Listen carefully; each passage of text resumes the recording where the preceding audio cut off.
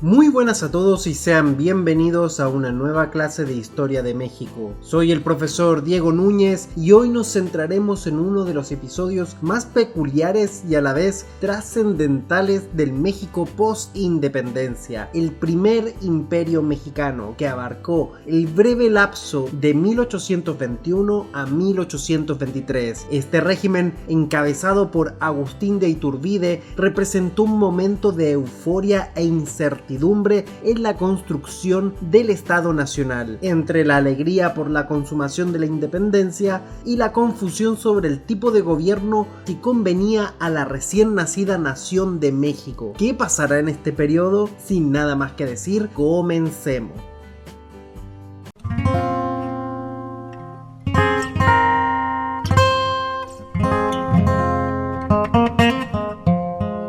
Tras 11 años de guerra, la independencia de México se alcanzó fundamentalmente gracias al Plan de Iguala y los Tratados de Córdoba, acordados entre Agustín de Iturbide y el último virrey español, Juan O'Donoghue. Estos documentos establecían las bases para la separación de la Nueva España de la corona española, garantizando la región católica, la igualdad de españoles y criollos y la instauración de una monarquía constitucional. Sin embargo, había ambigüedades. El Plan de Iguala ofrecía la corona a algún príncipe europeo y los tratados de Córdoba refrendaban esta idea, previendo que en caso de no llegar un Borbón o un miembro de la realeza europea católica, el Congreso mexicano decidiría al soberano. El arribo del ejército trigarante a la Ciudad de México el 27 de septiembre de 1821 selló la consumación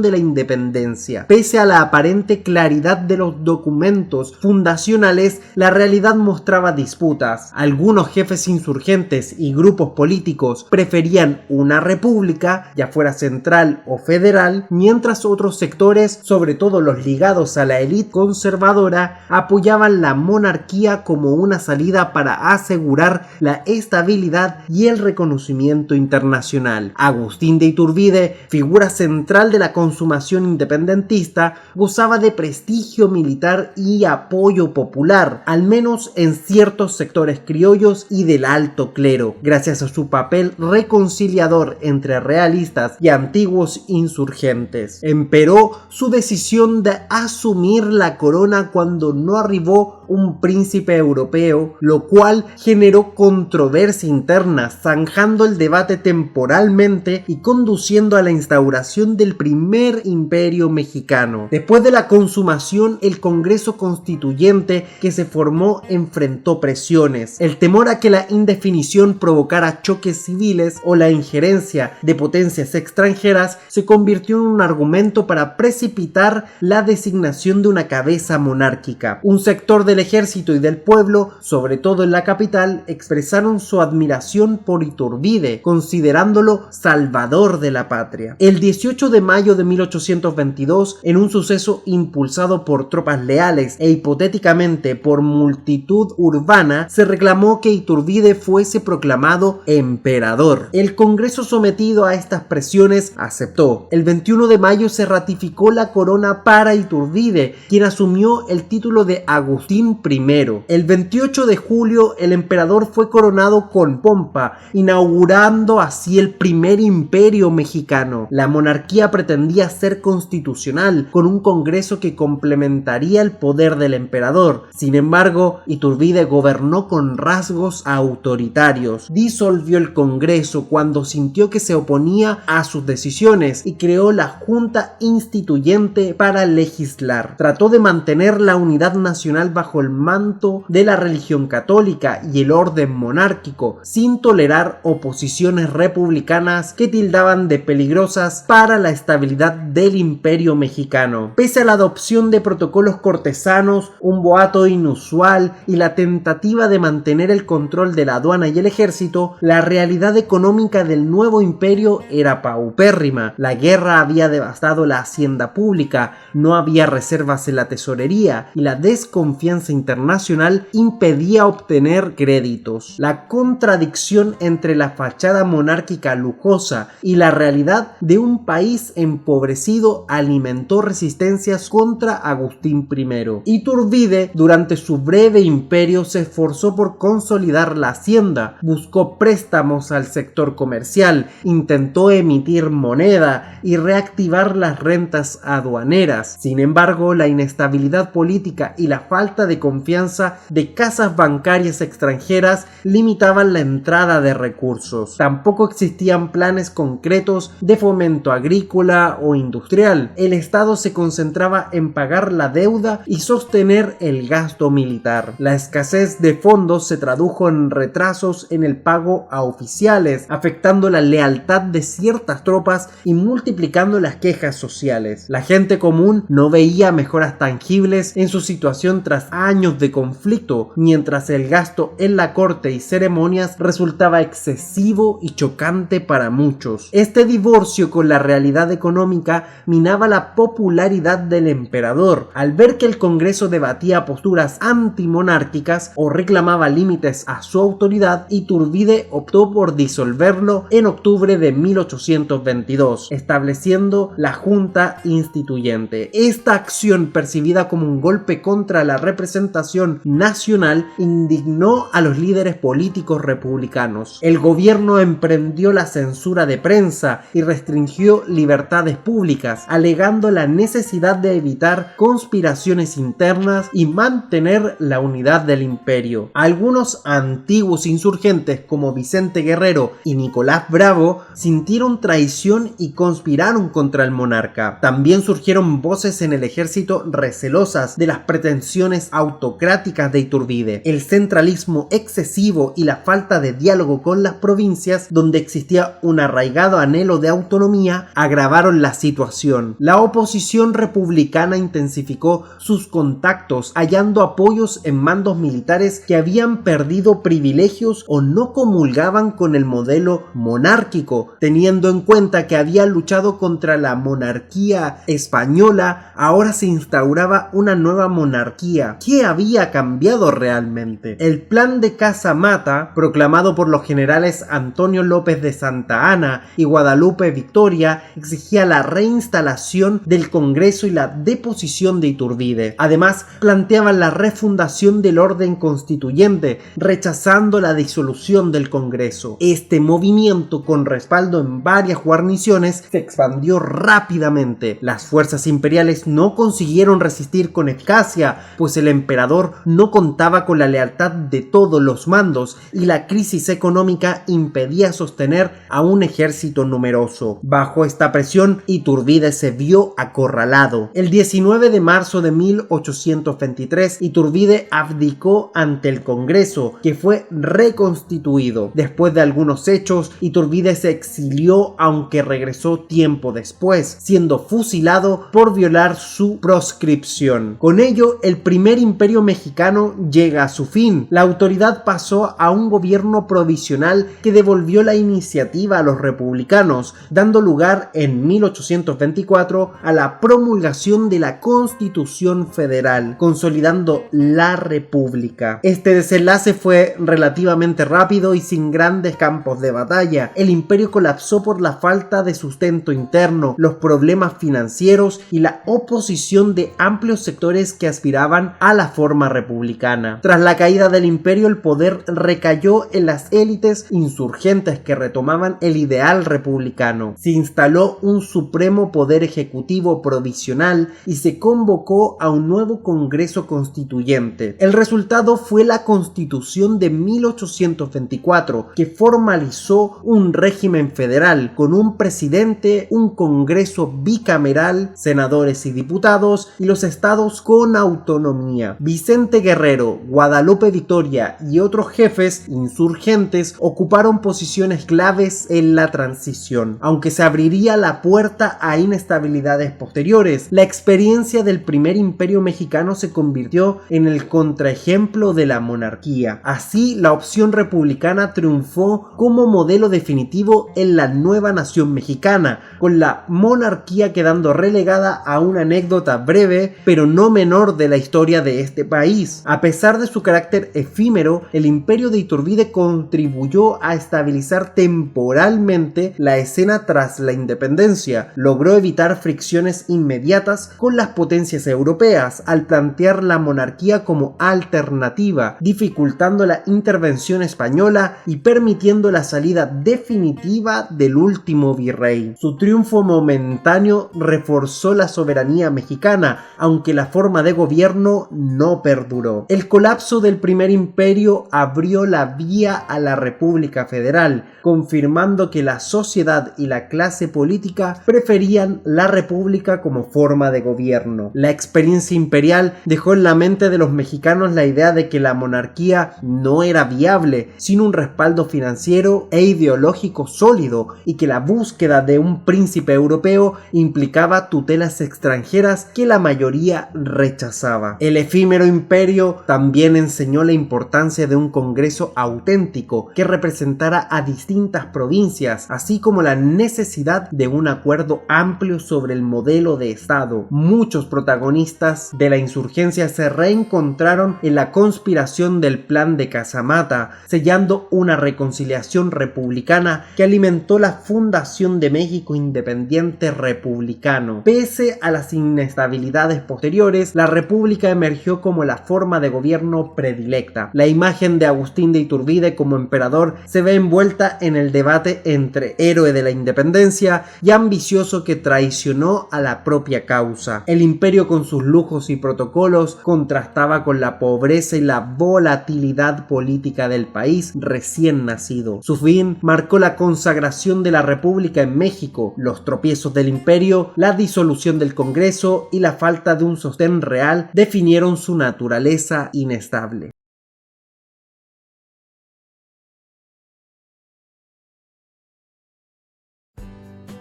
Bien, eso ha sido todo por hoy con lo que respecta al primer imperio mexicano de 1821 a 1823. Les dejaré dos preguntas que corresponden a este video y espero puedan compartir las respuestas en los comentarios o con sus compañeros. Bien, la primera es: ¿de qué manera el proyecto monárquico de Iturbide pretendió asegurar la estabilidad y el reconocimiento internacional del México independiente y por qué fracasó en ese objetivo? Y segundo, cómo la caída del imperio mexicano definió el rumbo hacia la república y la consolidación de la forma de gobierno que prevalecería en el México decimonónico. Bien, espero que les haya sido de utilidad la clase y nos vemos en la siguiente, la cual se titulará Guadalupe Victoria, primer presidente constitucional de 1824 a 1829. Eso ha sido todo por hoy, espero que les sirva mucho y les vaya muy bien. Soy el profesor Diego Núñez y pueden salir a recreo.